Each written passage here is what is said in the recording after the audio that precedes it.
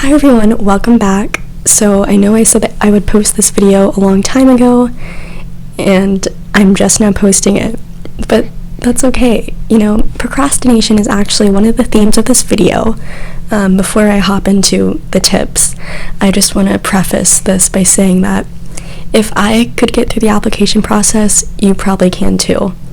I know that the entire process is many months long, starting from, I guess, today, August 1st, when the Common App opens, till maybe the first week of January, when your last application is due. But I promise you will get through it. It's honestly not as stressful as you think. I actually did enjoy some parts of it, like some of the essay writing. You might not enjoy writing essays, but keep in mind that you'll be able to reuse a lot of essays, which will come up later in this video. In today's video, I'm just going to go into some general tips for the Common Application, some more specific tips for essays and like teacher recommendation letters, and yeah, just a few general pointers along the way. Alright, we're just gonna hop right into it. First of all, when you apply to a college, you're either going to apply with the early action, early decision, or regular decision plan. So you want to watch out for different deadlines. So when I applied to 19 schools in total. Around 10 of those, or maybe like 8 of them, were early action. I did not apply early decision to any school. I almost did, but I decided not to in the end, which I think was an amazing choice. So I believe Georgia Tech, and then my local state school, USC, was due October 15th, and starting now, today's August 1st, it only gives you 2 months, and then the rest of my schools that were early action were due November 1st or November 15th, and then my regular decision schools were due January 1st. So you want to create a schedule, not a schedule, but maybe like a calendar, and write down all your application deadlines, just to keep track of where you are in the process. Google Docs will be your friend throughout all of this. What I did was I created a Google Drive just called colleges, and then I created a separate doc with each of the names of the colleges that I was applying to, and then on each of those docs I planned out my essays for my schools, and then from there, once I'd finished my essay, I could easily transfer it and copy and paste it to the Common App. So yeah, it's good to stay organized. Have a way to keep track of time, and also your different schools. Now, in terms of the Common App itself, I know it opened today on August 1st, at least it did on this day last year. Hopefully it opened today.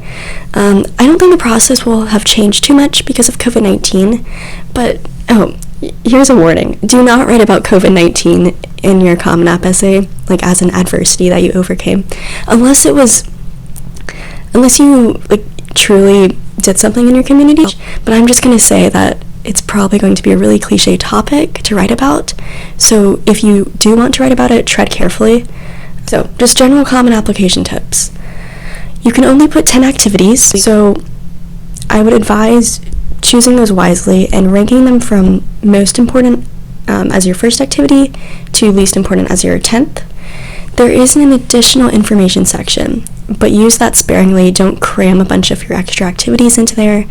That space is usually reserved for explaining circumstances, maybe for like why you didn't take a class, why your grade was super low one quarter, things like that. But yeah, don't overload it with extra information, because the person who's reading your application will try to read every single word, and if they get bogged down with useless information, they might not have time to appreciate the better parts of your application. Try to include any leadership positions you may have held for the various clubs and activities you did. What I found useful was trying to have a theme between my activities. Some colleges might look for well-rounded students, while others like students who have kind of a spike, who are really good in one area. I don't think it matters too much. In my opinion, I just found it easier to have a certain theme that I could, kind of wrap my essays and activities around. There is a separate section called Honors/Awards, and you can only put 5 activities. Definitely don't put NHS, unless you only have 5 honors and awards and you want to fill up all the spaces. But I'm just saying, NHS is just overrated.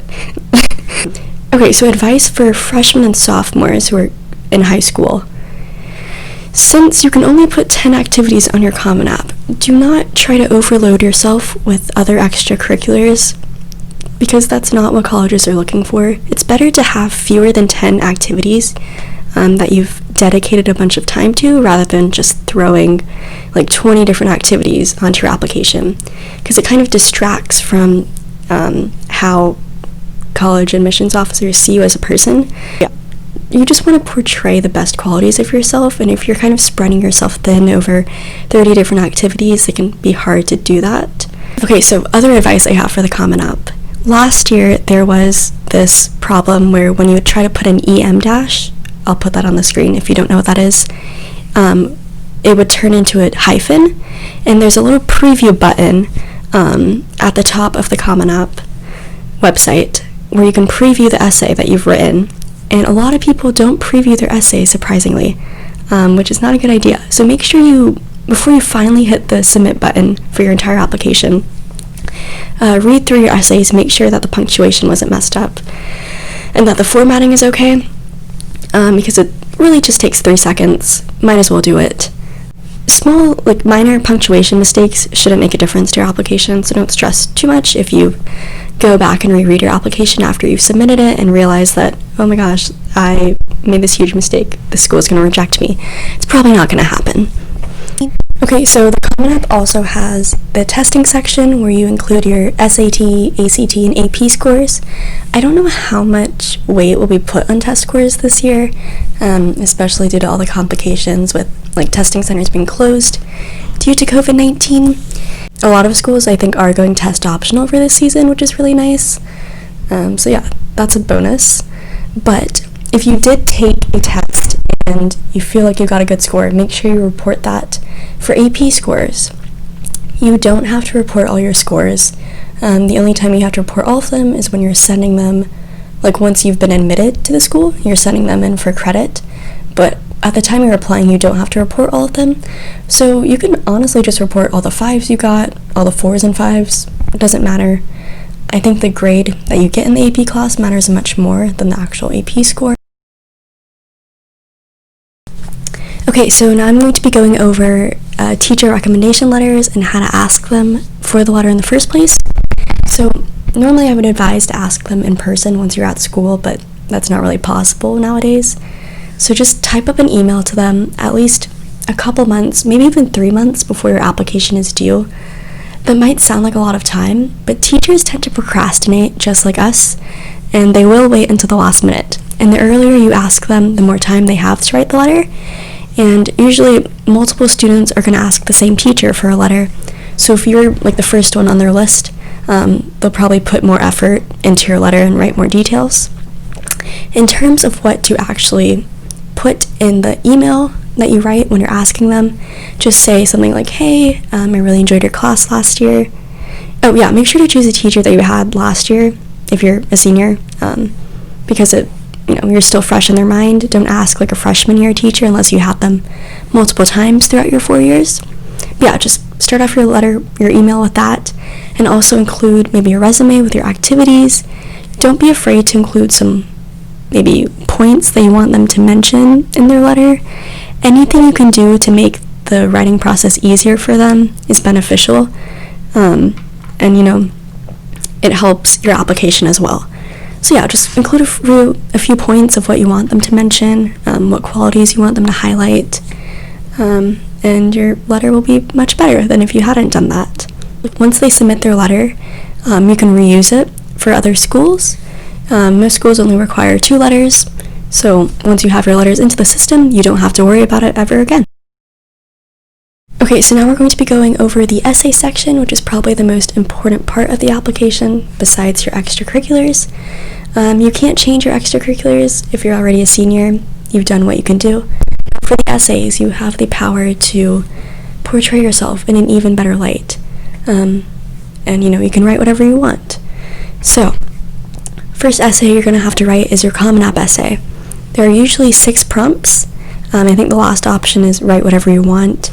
A lot of people do choose that, but it honestly doesn't matter what prompt you choose, as long as you're highlighting a characteristic or quality of yourself that colleges might look for when choosing students for their, student body, student population. So yeah, just, you can write whatever you want. Don't waste time writing this super detailed story like, oh, one day I saw my cat walking on my porch and she was chasing a butterfly, and at that moment in time, I felt myself coexisting with nature, and I took that lesson from that day onwards and, cherished it in my heart. Like, no, that doesn't make sense. You're wasting your reader's time. You want to get to the point. You can supplement the point with details and, anecdotes, short anecdotes, but don't lose sight of the actual point of the Common App essay. Now, the other essays you might have to write include the why essay, or why do you want to come to our school. For those essays, you don't want to waste time. Usually the word count is shorter than your Common App essay, so you want to include as many details as possible. Research the school's website, look at labs and classes and student clubs that you might be interested in. And I also think it's important to tie your own personal experiences and interests into what the school offers. So if you've done research at a local university on like neuroscience, and there's a really cool neuroscience institute at the school you're going to, connect those two things together. You want to make sure your why essay is detailed, but also unique to you. You don't want to be able to copy the same essay into the box for another school. You shouldn't be able to replace the university's name in the essay and have it still make sense. So yeah, include as many details as possible, but don't just shove in a bunch of stuff that makes it obvious. You just looked up things on their website. Relate things together, make it into a cohesive essay. You're persuading the readers to choose you, right? And if you're trying to make the best case possible. So, if you can connect yourself to that college, I think that's what readers are going to really be looking for, and they're going to be like, hey, we really need this student. They can make the most use out of the resources we offer. When it comes to reusing essays for other schools, please do it. It will save you a lot of time, and you don't have to rewrite essays for each school. Remember your 3 R's: reuse, reduce, and recycle. Reuse essays, reduce the word count if you need to, and recycle them. Yeah. Just keep those 3 R's in your mind as you go throughout the entire process. I would say my main essay tips are: be concise and detailed. Don't waste time with unnecessary stories and anecdotes. Include them when you think they can actually help the reader understand you as a person, but also include connections. Try to connect yourself to the school as much as possible. Just calm down. You'll be fine no matter where you go. The application process will be stressful. It might seem stressful, but once you're done, you'll realize, like, oh, that really wasn't that bad. I don't know why I was so stressed during the fall. You'll be fine, I promise. Just calm down, eat some ice cream along the way, and you'll be fine. Yeah, I think it really helps, though, to create a schedule, set strict deadlines for yourself, and that way you'll submit applications on time. Now, a lot of applications are due at like 11:59 on blah blah blah on some day. It honestly does not matter when you submit your application, which is amazing news for us procrastinators. Stanford, I submitted my application 2 hours before it was due.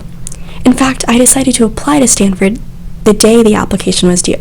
The reason I was able to submit a decent application was because I reused a lot of my essays from earlier.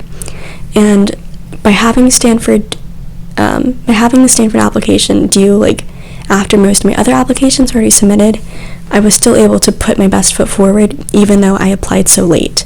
So yeah, those are all my tips for today. I might come up with some along the way and make another video, but just take a deep breath, relax, you'll get through it.